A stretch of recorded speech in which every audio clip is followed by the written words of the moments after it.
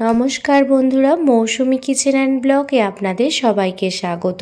আজ আমি বানাবো জর্দা সিমাই বা ভাজা সিমাই। সিমাই, চিনি এবং জল এই তিনটে জিনিস ঠিকঠাক না হলে কখনোই ভাজা সিমাই ও জর্দা সিমাই কখনোই পারফেক্ট হয় না। আজ আপনাদের একদম ঝরঝরে জর্দা সিমাই বানিয়ে দেখাবো। আশা করছি আজকের রেসিপিটি আপনাদের কাছে খুব ভালো লাগবে।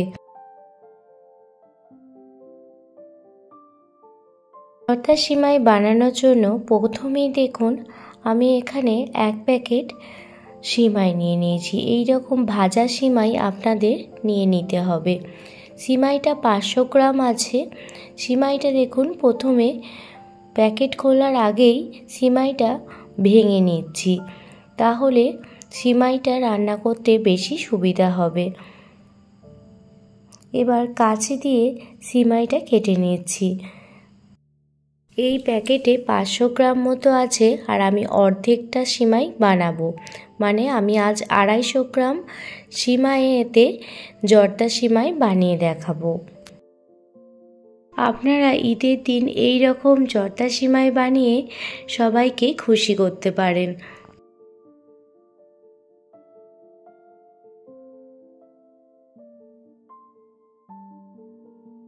দু থেকে 3 ইঞ্চি করে সিমাইগুলো ভেঙে নিয়েছি। এর থেকে বেশি ভেঙে নিলে সিমাইগুলো একদমই রান্না করার সময় ঘেটে যাবে। অন্যদিকে দেখুন একটি কড়াই নিয়ে নিয়েছি। গ্যাসের ওভেন জ্বালিয়ে ওই কড়াইয়ের মধ্যে দিয়ে দিচ্ছি দেখুন একটি ছোট বাটির 1 বাটি পরিমাণে গাওয়া ঘি। এখানে আপনারা সাদা তেলও ব্যবহার করতে পারেন বা ঘি বা সাদা তেল দুটো একসাথে মিশিয়েও ব্যবহার করতে পারেন, তবে আজকের রান্নাটি সম্পূর্ণ আমি গাওয়া ঘিতেই বানাবো। এখানে আমি 3 রকম ড্রাই ফ্রুটস নিয়েছি। এবার কড়াইয়ের মধ্যে প্রথমেই আমি দিয়ে দিচ্ছি 1 বাটি পরিমাণে কাজু বাদাম।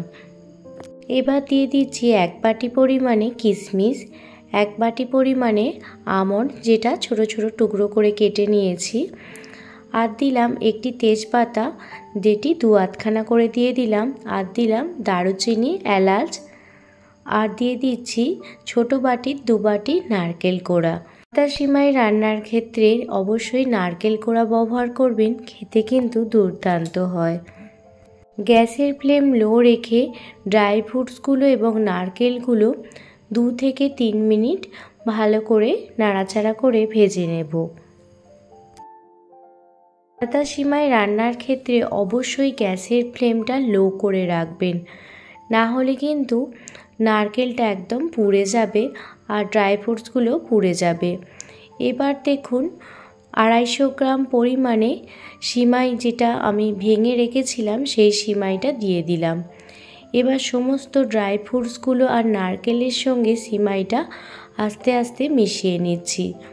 যাতে আমার সুবিধা হয় সেই জন্য দুটো খুন্তি নিয়েই দেখুন সিমাইটা মিশিয়ে নিচ্ছি।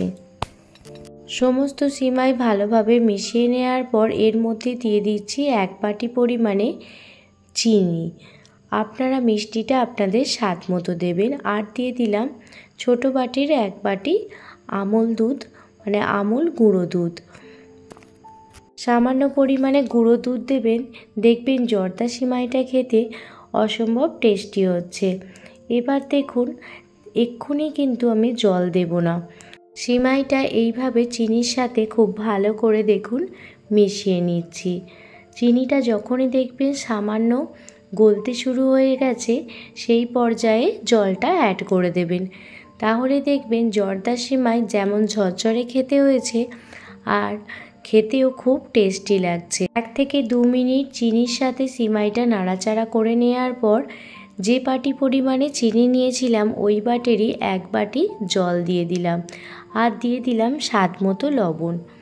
দিয়ে দেখুন জল দিয়ে দেওয়ার পর আলতো হাতে মিশিয়ে নিচ্ছি।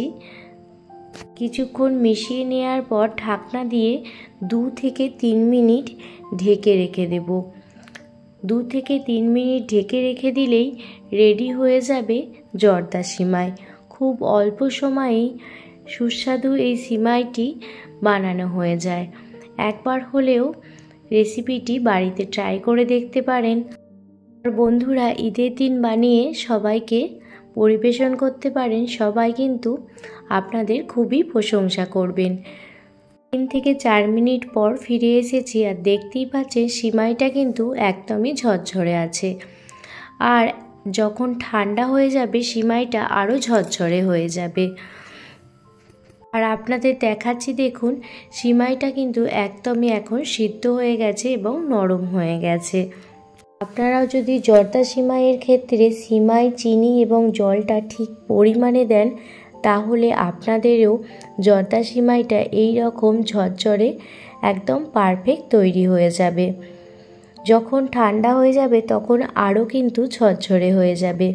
খেতে যতটা টেস্টি হয় বানাতেও খুবই কম সময় লাগে। আর বাড়িতে থাকা উপকরণ দিয়েই এই জর্দা সিমাই বানানো হয়ে যায়।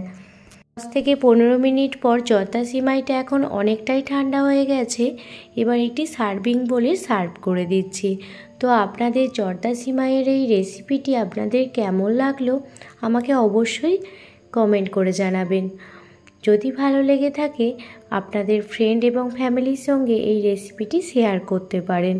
আর যদি খুব বেশি ভালো লেগে থাকে তাহলে প্লিজ একটি লাইক, কমেন্ট, শেয়ার এবং সাবস্ক্রাইব করে আমার পাশে থাকবেন। পুরনো বন্ধু, নতুন বন্ধু সবাইকে জানাই অনেক অনেক ভালোবাসা।